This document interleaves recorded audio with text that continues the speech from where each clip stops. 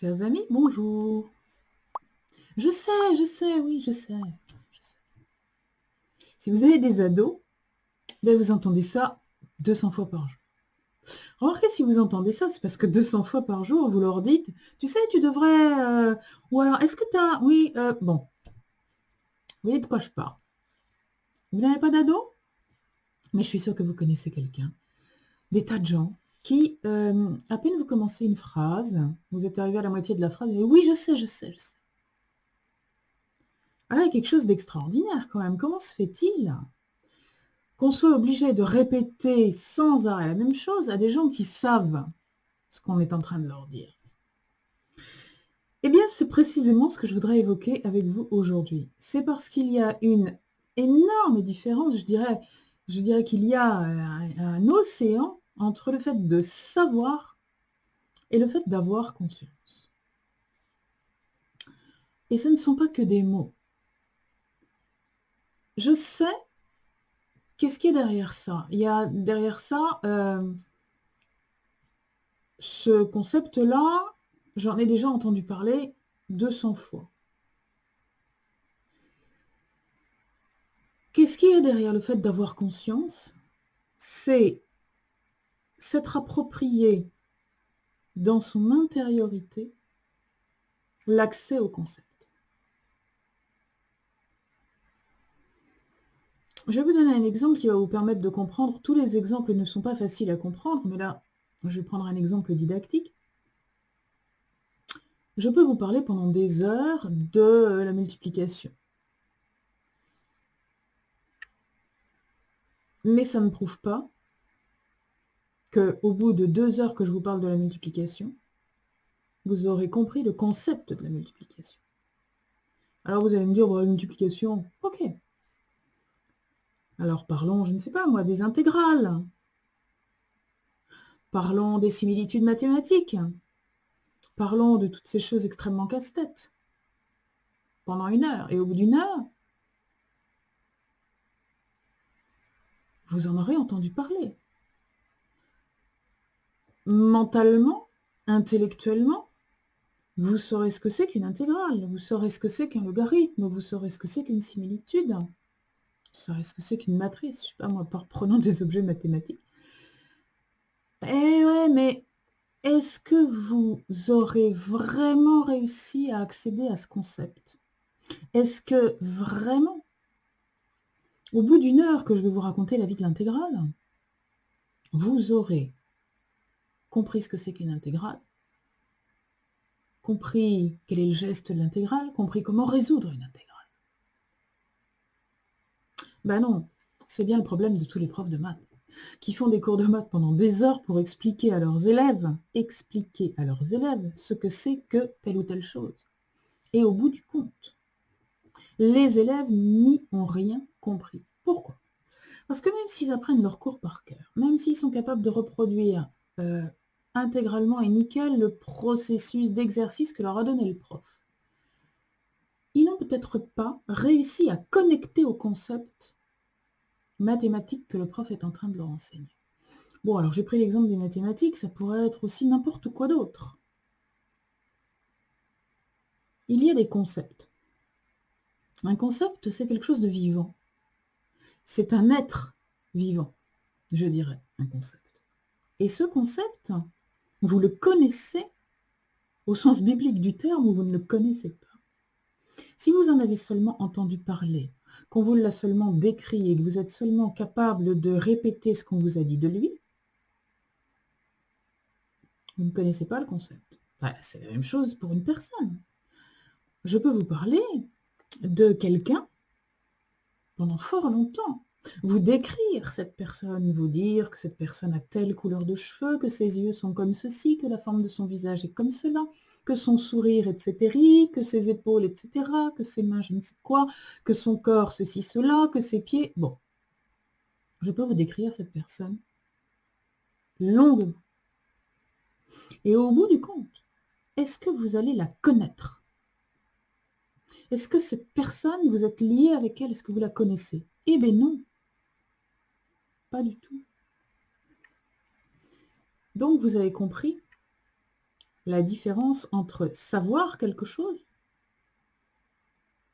et le connaître parce que on est entré en conscience de son existence. Alors, c'est le problème de la vie en général, et particulièrement de la vie actuelle où la mentalisation est très forte depuis tout petit. On décrit les choses. Les professeurs à l'école, les parents à la maison, les éducateurs dans tout un tas de lieux décrivent aux enfants des processus, leur expliquent comment il faut faire. On doit faire comme ceci, on doit faire comme cela. Premièrement, on fait ça. Deuxièmement, on fait ça. Troisièmement, on fait l'autre. Or, on acquiert la conscience de quelque chose et on accède au concept que quand on le fait soi-même. Pas, vous l'avez compris maintenant, quand quelqu'un vous raconte comment on le fait. Donc, à chaque fois que l'on va expliquer quelque chose à quelqu'un, on va pouvoir éventuellement piquer sa curiosité. On va pouvoir lui faire découvrir qu'il existe quelque chose qu'il ne connaissait pas. On va pouvoir même, si on est un bon orateur, un bon pédagogue, lui donner envie d'aller connaître mieux, l'intéresser.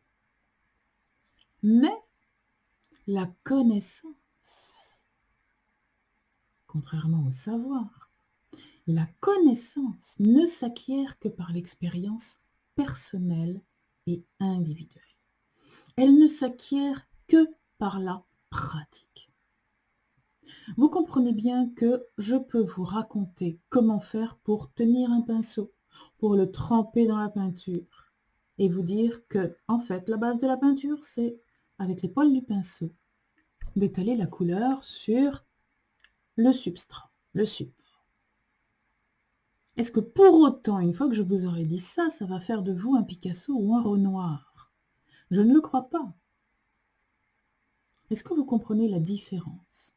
C'est facile, n'est-ce pas, dans les choses manuelles, c'est facile de comprendre que ce n'est pas parce qu'on vous a raconté la technique de la peinture à l'huile que vous allez devenir Van Gogh.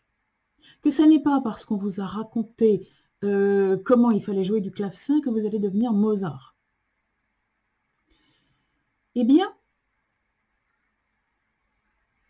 imaginez-vous que cela est vrai pour tout dans la vie. Et notamment pour les attitudes de vie et pour le développement personnel. Je conclurai là-dessus parce que c'est quand même notre propos commun ici. Le développement personnel, le travail intérieur de l'individu s'appelle travail parce qu'il doit être fait par l'individu. Je peux vous raconter pendant des kilomètres de bande numérique des tas de choses que vous allez trouver fort intéressantes. Et vous pourrez me dire après, oui, je sais, tu me l'as déjà dit.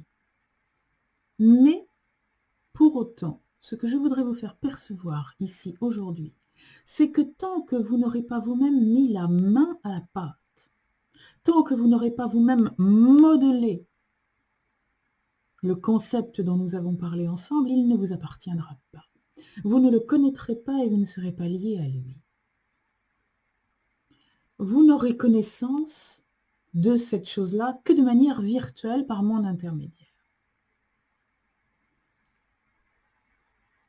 Pour la connaître, il faut vous relever les manches et il faut faire un travail.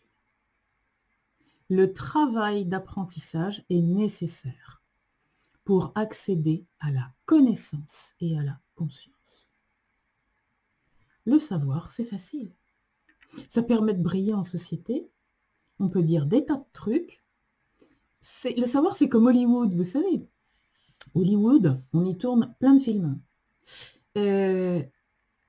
Quand vous regardez un western, vous voyez des saloons, vous voyez les bureaux du shérif, vous voyez des chevaux accrochés devant des maisons, des machins. Et vous avez vraiment l'impression que vous êtes dans une ville de l'Ouest américain du 19e siècle ou du 18e siècle. Eh ben non. Parce que si on recule un peu la caméra, vous allez vous rendre compte que tout ça, tout ce que vous voyez, ce ne sont que des façades. Derrière, il n'y a rien. Derrière, il n'y a rien, il y a du vide et il y a les poteaux qui tiennent les façades pour vous faire croire que vous êtes dans une ville du Far West. Eh bien, le savoir, c'est une ville du Far West à Hollywood. Le savoir, c'est une façade, c'est une illusion. La connaissance, c'est avoir pris conscience de ce qu'il y a derrière, à l'intérieur. Bon, voilà. Une grande différence entre savoir et prise de conscience. Oui, je sais, je vous l'avais déjà dit.